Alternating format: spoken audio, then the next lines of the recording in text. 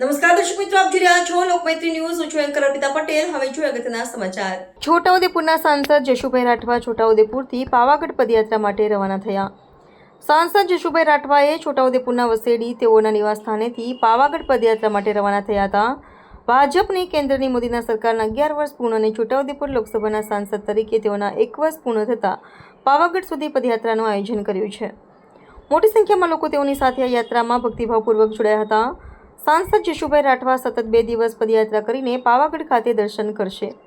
Reporter Rafiq रणीवाला, Chhotaudepur. विकसित भारत अमृतकाल महोत्सव सेवा और सुशासन संकल्प से लेकर सिद्धि तक देश के प्रधानमंत्री नरेंद्र मोदी जी का सुशासन का 11 साल पूर्ण हो रहा है.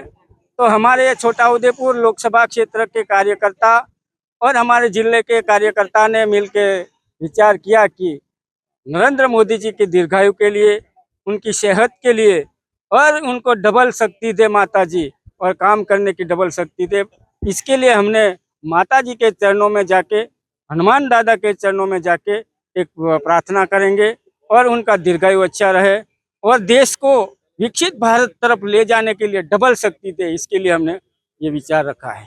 तो ऐसे हमें तो प्रेरणा मिली है कि मोदी जी देश के लिए इतना करते हैं तो हमें इनके लिए तो कुछ करना है और हम भी ये राष्ट्र सेवा में समर्पित है, तो इसके लिए हम तैयार हैं. લોકમૈત્રી ન્યૂઝ સાથે જોડાયેલા રહેવા અમારા યુટ્યુબ ચેનલને સબસ્ક્રાઇબ કરી ફેસબુક અને ઇન્સ્ટાગ્રામ પેજને લાઇક અને શેર કરો.